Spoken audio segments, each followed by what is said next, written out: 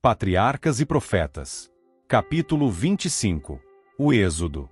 Este capítulo é baseado em Êxodo capítulo 12, versos 34 ao 51 e capítulos 13 ao 15. Com os lombos cingidos, sapatos nos pés e cajado à mão, o povo de Israel permanecerá em pé, silenciosos, com respeitoso temor, mas expectantes, aguardando o mandado real que lhes ordenaria saíssem. Antes que a manhã raiasse, estavam a caminho. Durante as pragas, quando a manifestação do poder de Deus acendera a fé no coração dos escravos e lançara o terror sobre seus opressores, os israelitas gradualmente se haviam reunido em Gósen.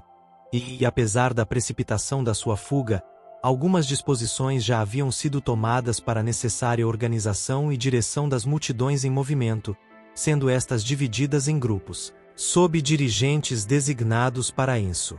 E partiram, coisa de 600.000 de pé, somente de varões, sem contar os meninos. E subiu também com eles uma mistura de gente. Êxodo 12, versos 34 a 39. Nesta multidão havia não somente os que eram movidos pela fé no Deus de Israel, mas também um número muito maior dos que desejavam somente escapar das pragas, ou que seguiam o andar das multidões em movimento, meramente levados pela agitação e curiosidade. Esta classe foi sempre um estorvo e cilada para Israel. O povo levou também consigo ovelhas, e vacas, e uma grande quantidade de gado, isto era propriedade dos israelitas, que nunca venderam suas posses ao rei, como fizeram os egípcios. Jacó e seus filhos haviam trazido consigo rebanhos e gado para o Egito, onde tinham aumentado grandemente. Antes de deixar essa terra, o povo, por instrução de Moisés, exigiu uma recompensa pelo seu trabalho que não fora pago, e os egípcios estavam por demais desejosos de se livrarem da presença deles para que lhe o recusassem. Os cativos saíram carregados dos despojos de seus opressores. Naquele dia, completou-se a história revelada a Abraão em visão profética, séculos antes. Peregrina será a tua semente em terra que não é sua, e servi-losam, e afligi-losam 400 anos. Mas também eu julgarei a gente, a qual servirão, e depois sairão com grande fazenda. Gênesis 15, versos 13 e 14. Os 400 anos haviam se cumprido. E aconteceu naquele mesmo dia que o Senhor tirou os filhos de Israel da terra do Egito, segundo seus exércitos. Êxodo 12, versos 40, 41, 51 e capítulo 13, verso 19. À sua partida do Egito, os israelitas levaram consigo um precioso legado, os ossos de José, que tanto tempo esperaram o cumprimento da promessa de Deus, e que, durante os anos tenebrosos do cativeiro, haviam sido uma lembrança para o livramento de Israel. Em vez de seguirem pelo caminho direto para Canaã, o qual passa através do país dos filisteus, o Senhor determinou a sua rota para o sul, em direção às praias do Mar Vermelho. Porque Deus disse, para que porventura o povo não se arrependa, vendo a guerra, e tornem ao Egito. Êxodo 13, versos 17, 18 e 20 a 22. Se tivessem tentado passar pela Filístia, seu prosseguimento teria sido impedido, pois os filisteus, considerando-os como escravos escapados aos seus senhores, não teriam hesitado em mover-lhes guerra.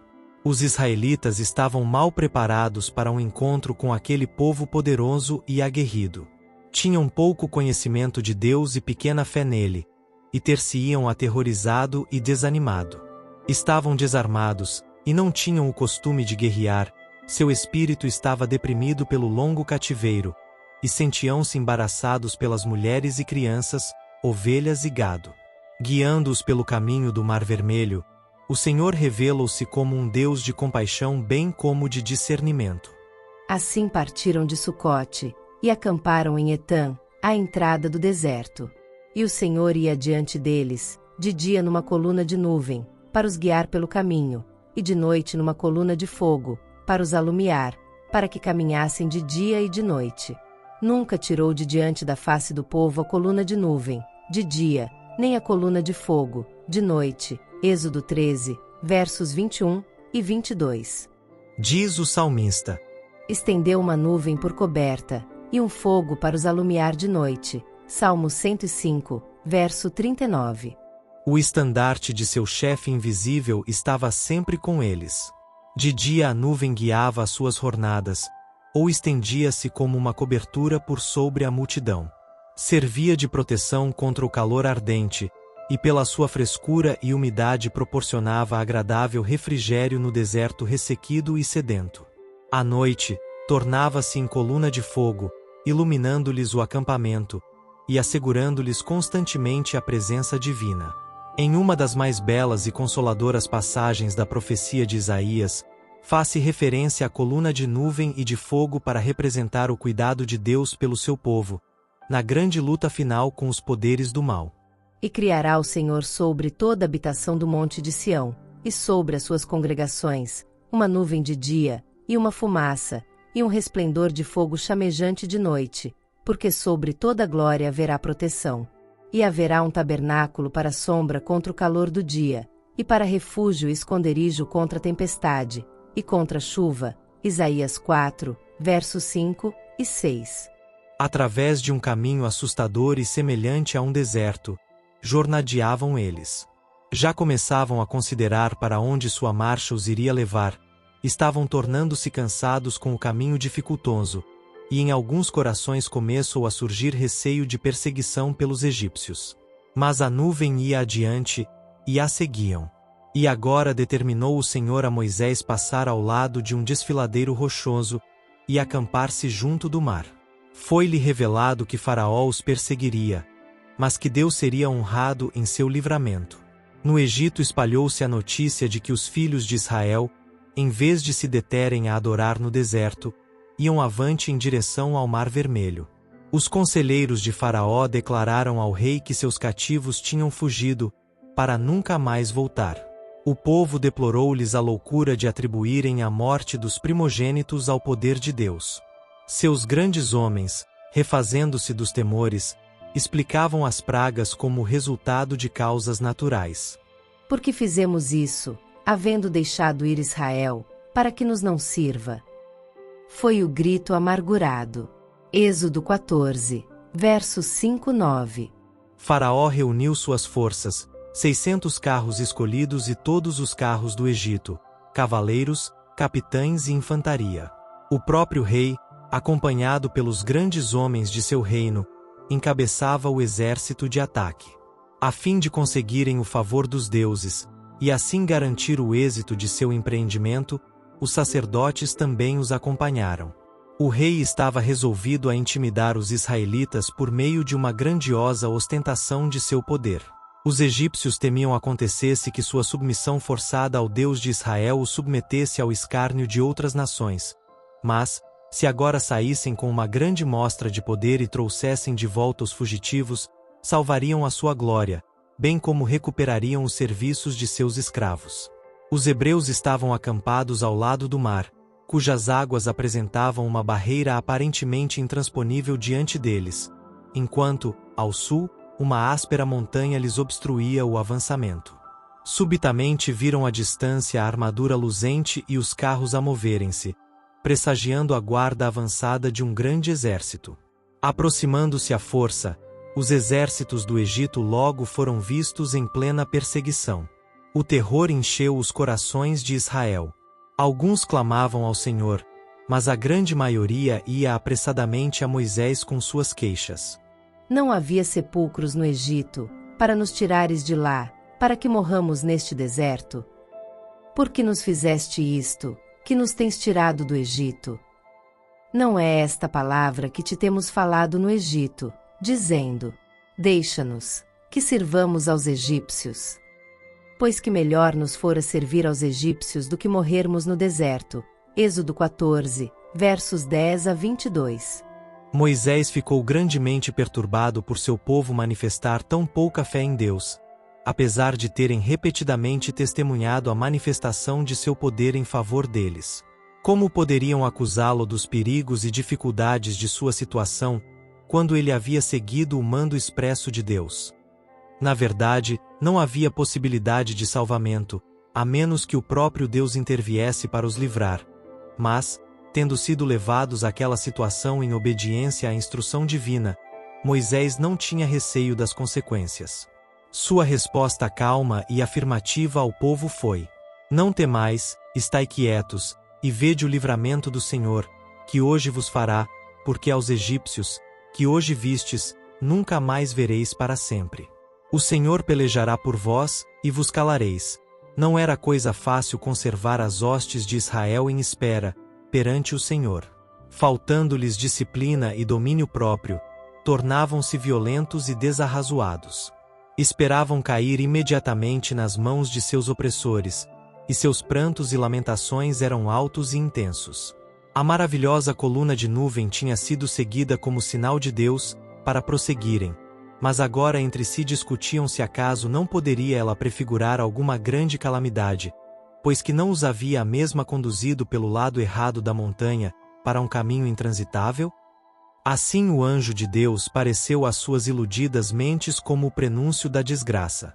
Agora, porém, que o exército egípcio se aproximava, esperando deles fazer fácil presa, a coluna de nuvem levantou-se majestosamente para o céu, passou sobre os israelitas, e desceu entre eles e os exércitos do Egito. Um muro de trevas se interpôs entre perseguidos e perseguidores. Os egípcios não mais puderam divisar o acampamento dos hebreus, e foram obrigados a parar.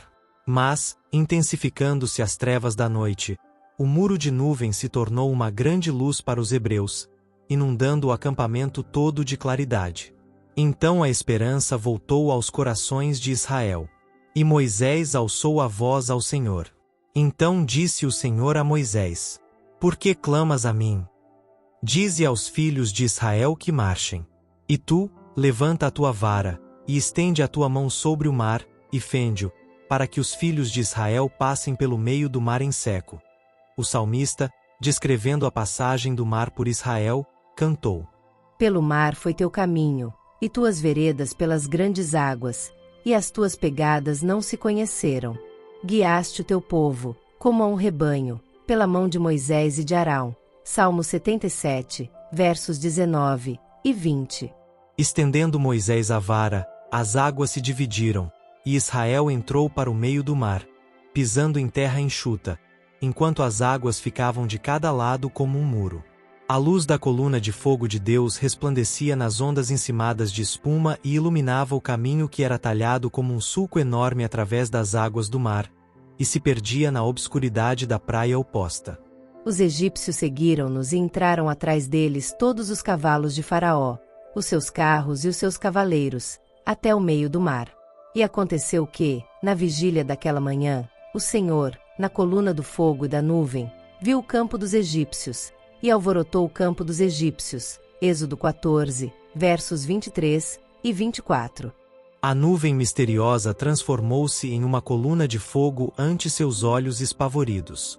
Os trovões ribombaram, chamejaram os relâmpagos. Grossas nuvens se desfizeram em água, os céus retumbaram, as tuas flechas correram de uma para outra parte. A voz do teu trovão repercutiu-se nos ares, os relâmpagos alumiaram o mundo, a terra se abalou e tremeu. Salmo 77, versos 17 e 18. Os egípcios ficaram tomados de confusão e espanto. Em meio da fúria dos elementos, na qual ouviam a voz de um Deus irado, esforçaram-se por voltar pelo mesmo caminho, e fugir para a praia que haviam deixado. Moisés, porém, estendeu a vara, e as águas acumuladas, sibilando, rugindo, e ávidas de sua presa, uniram-se violentamente, e tragaram o exército egípcio em suas negras profundidades. Quando rompeu a manhã, esta revelou às multidões de Israel tudo o que restava do seu poderoso adversário, os corpos, vestidos de malha, arremessados à praia. Do mais terrível perigo restara um completo livramento. Aquela vasta e indefesa multidão, escravos não acostumados à batalha, mulheres, crianças e gado, com o mar diante de si, e os poderosos exércitos do Egito fazendo pressão na retaguarda, vira seu caminho aberto através das águas e os inimigos submersos no momento do esperado triunfo. Apenas Jeová lhes trouxera livramento, e para ele volveram os corações com gratidão e fé.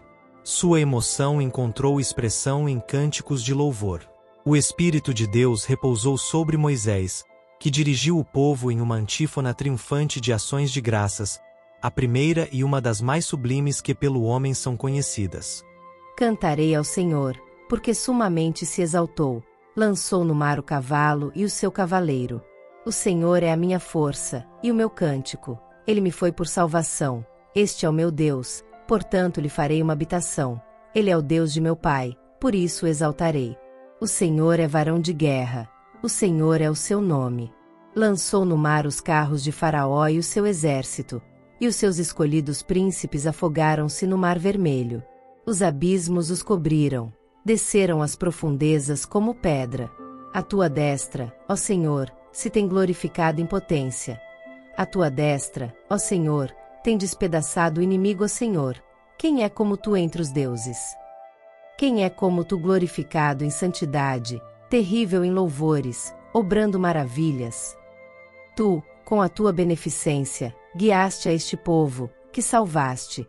Com a tua força o levaste à habitação da tua santidade. Os povos o ouvirão, eles estremecerão. Espanto e pavor cairá sobre eles. Pela grandeza do teu braço emudecerão como pedra, até que o teu povo haja passado, o Senhor, até que passe este povo que adquiriste. Tu os introduzirás, e os plantarás no monte da tua herança, no lugar que tu, ó Senhor, aparelhaste para a tua habitação. Êxodo 15, verso 1 ao 17. Semelhante à voz do grande abismo, surgiu das vastas hostes de Israel aquela sublime tributação de louvor. Deram-lhe início as mulheres de Israel, indo à frente Miriam, irmã de Moisés, ao saírem elas com tamboril e danças. Longe, por sobre o deserto e o mar, repercutia o festivo estribilho, e as montanhas ecoavam as palavras de seu louvor: cantai ao Senhor, porque sumamente se exaltou. Esse cântico e o grande livramento que ele comemora, produziram uma impressão que nunca se dissiparia da memória do povo hebreu. De século em século era repercutido pelos profetas e cantores de Israel, testificando que Jeová é a força e livramento daqueles que nele confiam. Aquele cântico não pertence ao povo judeu unicamente. Ele aponta, no futuro, a destruição de todos os adversários da justiça e a vitória final do Israel de Deus. O profeta de Patmos vê a multidão vestida de branco, dos que saíram vitoriosos, em pé sobre o mar de vidro misturado com fogo, tendo as harpas de Deus. E cantavam o cântico de Moisés, servo de Deus, e o cântico do Cordeiro. Apocalipse 15, versos 2 e 3. Não a nós, Senhor, não a nós, mas ao teu nome dá glória, por amor da tua benignidade e da tua verdade. Salmo 115, verso 1. Tal era o espírito que penetrava o cântico do livramento de Israel, e é o espírito que deveria habitar no coração de todos os que amam e temem a Deus.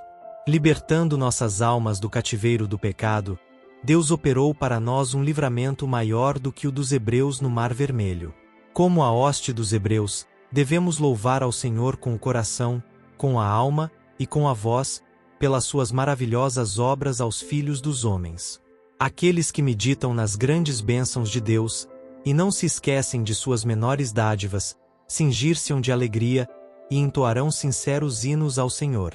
As bênçãos diárias que recebemos das mãos de Deus, e acima de tudo, a morte de Jesus para trazer a felicidade e o céu ao nosso alcance, devem ser objeto de gratidão constante. Que compaixão, que amor incomparável, mostrou-nos Deus, a nós pecadores perdidos, ligando-nos consigo, para que lhe sejamos um tesouro particular. Que sacrifício foi feito por nosso Redentor, para que possamos ser chamados filhos de Deus.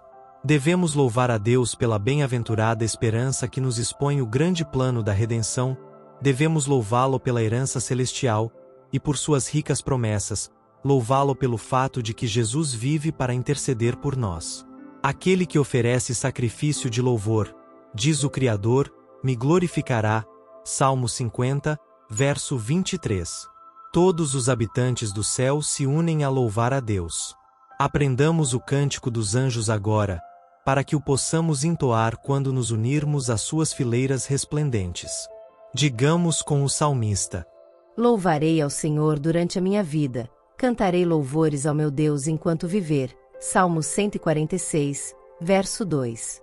Louvem-te a ti, ó Deus, os povos, louvem-te os povos todos. Salmo 67, verso 5.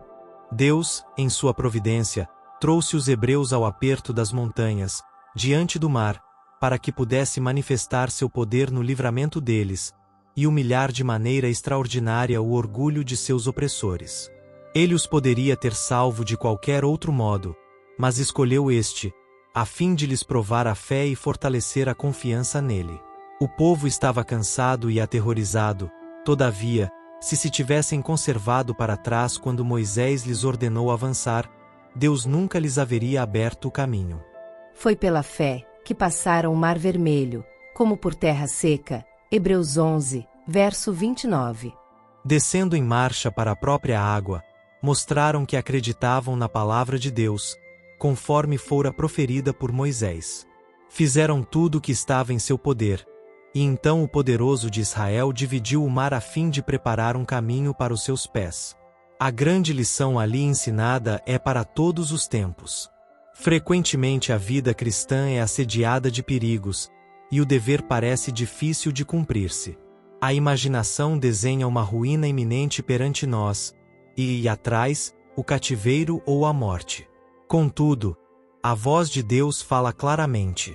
Avante, devemos obedecer a esta ordem mesmo que nossos olhares não possam penetrar nas trevas, e sintamos as frias vagas em redor de nossos pés.